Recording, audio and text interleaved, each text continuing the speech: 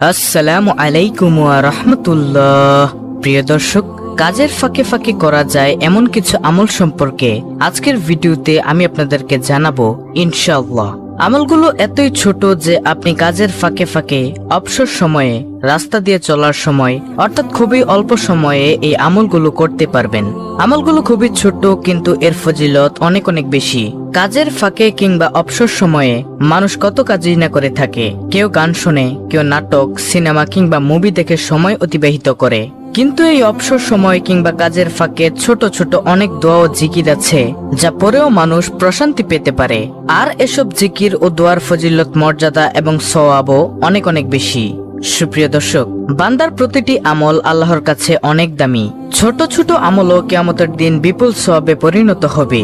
তাই ছোট বড় কোনো আমল ও সৎ কাজকে অবহেলা করা উচিত নয়। তাহলে চলুন এক এক প্রত্যেকটি দোয়া ও জিকিরের কথা আপনাদের সামনে তুলে ধরি। প্রিয় দর্শক, কাজের ফাঁকে ফাঁকে অবসর সময় আপনি করতে পারবেন আজকের ভিডিওতে এমন 10টি জিকিরের মধ্যে সর্বপ্রথম জিকিরটি হলো আল্লাহুম্মা ইন্নী আসআলুকাল আফিয়া ফিদ দুনিয়া ওয়াল আখিরা।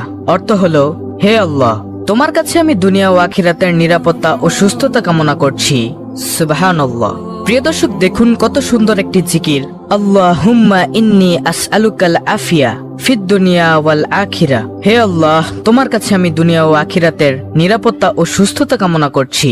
সুবহানাল্লাহ।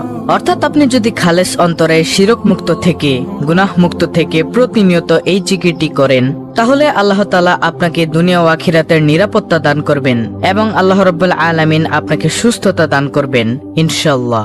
প্রিয় দর্শক, কাজের ফাঁকে ফাঁকে অবসর সময়ে আপনি করতে পারবেন আজকের ভিডিওতে এমন 10টি জিকিরের মধ্যে দ্বিতীয় নম্বর জিকিরটি হলো লা ইলাহা ইল্লা আনতা সুবহানাকা ইন্নী কুনতু মিনাজ জালিমিন।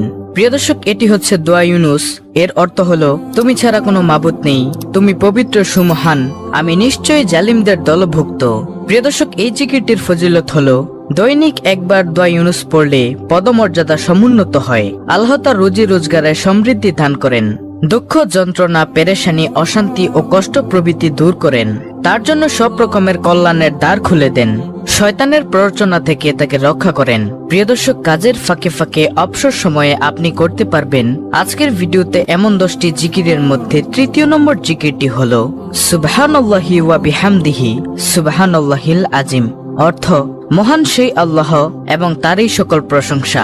মহান সেই আল্লাহ যিনি সর্বোচ্চ মর্যাদার অধিকারী। আবু হুরায়রা রাদিয়াল্লাহু তাআলা আনহু থেকে বর্ণিত হাদিসে রাসূল সাল্লাল্লাহু আলাইহি ওয়াসাল্লাম বলেন, দুটি বাক্য এমন রয়েছে যা বলা সহজ, আমলের পাল্লায় অনেক ভারী আর আল্লাহর কাছেও অধিক পছন্দনীয়। সেটি হলো সুবহানাল্লাহি ওয়া বিহামদিহি সুবহানাল্লাহিল আজিম। বুখারী শরীফের হাদিস, হাদিস নম্বর 6406।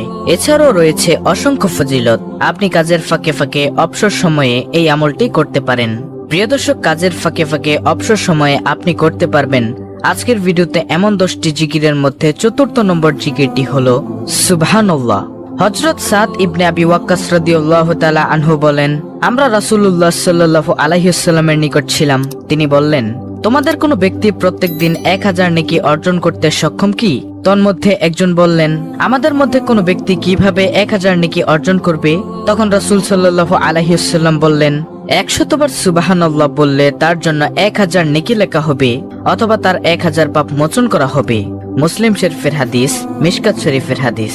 এছাড়াও রয়েছে অসংখ্য ফজিলত। প্রিয় দর্শক, কাজের ফাঁকে ফাঁকে অবসর সময় আপনি করতে পারবেন আজকের ভিডিওতে এমন 10টি জিকিরের মধ্যে পঞ্চম নম্বর জিকিরটি হলো আলহামদুলিল্লাহ।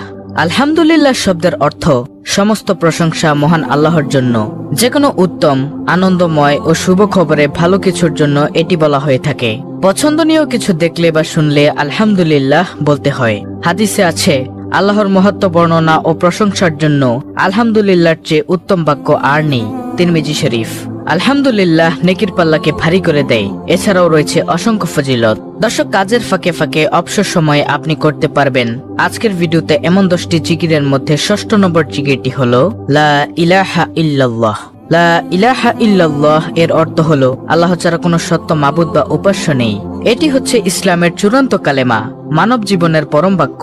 এই মহামূল্যবান বাণীর রয়েছে বিশেষ মর্যাদা এবং এর সাথে সম্পর্ক রয়েছে বিভিন্ন হুকুম আহকামের। প্রিয় দর্শক, 1 মিনিটে আপনি লা ইলাহা ইল্লাল্লাহ প্রায় 50 বার পড়তে পারেন। এটি সর্বশ্রেষ্ঠ বাক্য ও তাওহীদের বাণী। যে ব্যক্তির শেষ বাক্য হবে লা ইলাহা ইল্লাল্লাহ, তিনি জান্নাতে প্রবেশ করবেন। এছাড়াও এর ফজিলত ও মর্যাদার ব্যাপারে আরো অনেক বর্ণনা রয়েছে, যা বলতে গেলে ভিডিও আরো বড় হয়ে যাবে। তাহলে গেল 6 নম্বর আমল, অর্থাৎ লা ইলাহা ইল্লাল্লাহ জিকির করা। দর্শক, কাজের ফাঁকে ফাঁকে অবসর সময় আপনি করতে পারবেন আজকের ভিডিওতে এমন 10টি জিকিরের মধ্যে 7ম নম্বর জিকিরটি হলো আল্লাহু আকবার। আল্লাহু আকবার শব্দের অর্থ হলো আল্লাহ তাআলা সবকিছুর চেয়ে বড় এবং মহান। আল্লাহু আকবার শব্দটি মুমিনের ঈমানের দৃঢ়তা বৃদ্ধি করে, মনের ভিতর থেকে ভয়ভীতি দূর করে। মুমিনের জীবনের শুরু থেকে শেষ পর্যন্ত আল্লাহু আকবার এর প্রভাব তাকে আলোকিত করে রাখে। এছাড়াও আল্লাহু আকবার এর রয়েছে অসংখ্য ফজিলত, যার ফজিলত এক ভিডিওতে বলে শেষ করা যাবে না। প্রিয় দর্শক, কাজের ফাঁকে ফাঁকে অবসর সময় আপনি করতে পারবেন আজকের ভিডিওতে এমন 10টি জিকিরের মধ্যে 8ম নম্বর জিকিরটি হলো লা হাওলা ওয়ালা কুওয়াতা ইল্লা বিল্লাহ। এর অর্থ হলো আল্লাহ ছাড়া কোনো ভরসা নেই, কোনো ক্ষমতা বা শক্তি নেই। অর্থাৎ মানুষের ব্যক্তিগত শক্তি, সামর্থ্য, ক্ষমতা ও সাহস যত বেশি থাকুক না কেন, আল্লাহ তাআলা তৌফিক না দিলে তা কোনো ধরনের উপকারে আসবে না। এবং আল্লাহর সত্তা সবকিছুর ঊর্ধ্বে, সব শক্তিধর বস্তু আল্লাহর সামনে একেবারে তুচ্ছ ও ছোট। এটি একটি গুরুত্বপূর্ণ বাক্য। এর ফজিলত ও সওয়াব অনেক বেশি। যখন মানুষ নিজস্ব ক্ষমতার বাইরে কোনো পরিস্থিতি ও কাজের মুখোমুখি হয় যা সম্পাদন করা তার উপর কষ্টসাধ্য হয়ে পড়ে, তখন এই বাক্যটি পড়তে হয়। এছাড়া শয়তানের কোনো প্রতারণা ও আক্রমণ থেকে বাঁচার জন্য এই দোয়াটি পড়তে হয়, অর্থাৎ লা হাওলা ওয়ালা কুওয়াতা ইল্লা বিল্লাহ। আমলটি করার ব্যাপারে হাদিসে অনেক বর্ণনা এসেছে। আবু মুসা আশআরী রাদিয়াল্লাহু তাআলা আনহু বর্ণনা করেন, রাসূল সাল্লাল্লাহু আলাইহি ওয়াসাল্লাম একবার আমাকে বললেন, তোমাকে জান্নাতের অন্যতম ধনভাণ্ডারের কথা কি বলে দিব? আমি বললাম, অবশ্যই বলে দিন হে আল্লাহর রাসূল সাল্লাল্লাহু আলাইহি ওয়াসাল্লাম। তিনি বললেন, লা হাওলা ওয়ালা কুওয়াতা ইল্লা বিল্লাহ। হাজিম ইবনে হারমালা রাদিয়াল্লাহু তাআলা আনহু বলেন, আমি নবী সাল্লাল্লাহু আলাইহি ওয়াসাল্লামের নিকট দিয়ে যাচ্ছিলাম। তিনি আমাকে বলেন, হে হাজিম, তুমি অধিক সংখ্যায় লা হাওলা ওয়ালা কুওয়াতা ইল্লা বিল্লাহ বাক্যটি পড়ো, কেননা তা হলো জান্নাতের গুপ্তধন। তো এটি গেল 8ম নম্বর জিকির। তারপরে প্রিয় দর্শক, কাজের ফাঁকে ফাঁকে অবসর সময়ে আপনি করতে পারবেন আজকের ভিডিওতে এমন 10টি জিকিরের মধ্যে 9ম নম্বর আমলটি হলো আস্তাগফিরুল্লাহ পাঠ করা। আস্তাগফিরুল্লাহ এর অর্থ হচ্ছে আমি আল্লাহর কাছে ক্ষমা প্রার্থনা করছি। কোনো খারাপ কাজ করে পরবর্তীতে অনুতপ্ত হলে এই দোয়াটি পাঠ করা হয়। আস্তাগফিরুল্লাহ এর প্রধান ফজিলত হচ্ছে আল্লাহ তাআলার কাছে ক্ষমা পাওয়া।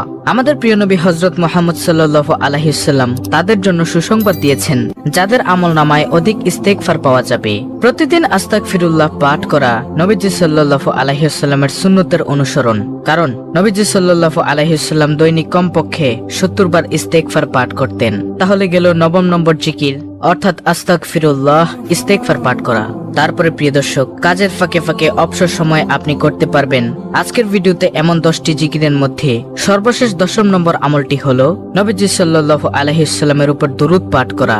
সেটা হতে পারে দুরূদে ইব্রাহিম, যেটা আমরা নামাজের মধ্যে পাঠ করে থাকি, অথবা সবচেয়ে ছোট দুরূদ সাল্লাল্লাহু আলাইহি ওয়াসাল্লাম। আপনি যদি দুরূদে ইব্রাহিম পড়তে না পারেন, তাহলে আপনি পাঠ করুন সাল্লাল্লাহু আলাইহি ওয়াসাল্লাম সাল্লাল্লাহু আলাইহি ওয়াসাল্লাম সাল্লাল্লাহু আলাইহি ওয়াসাল্লাম। তাহলেও আপনার দুরূদ আদায় হয়ে যাবে ইনশাআল্লাহ।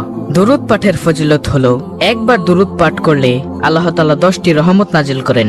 এ সম্পর্কে আবু হুরায়রা রাদিয়াল্লাহু তাআলা আনহু থেকে বর্ণিত, রাসূল সাল্লাল্লাহু আলাইহি ওয়াসাল্লাম বলেছেন, যে ব্যক্তি আমার প্রতি একবার দুরূদ পাঠ করে, আল্লাহ তাআলা তার প্রতি 10টি রহমত বর্ষণ করেন, তার 10টি গুনাহ ক্ষমা করে দেন এবং তার মর্যাদা 10 ধাপ বৃদ্ধি করে দেন। প্রিয় দর্শক, কাজের ফাঁকে ফাঁকে অবসর সময় আপনি করতে পারবেন এমন 10টি দোয়া ও জিকির। সংক্ষেপে আমি আপনাদেরকে আবার বলে দিচ্ছি।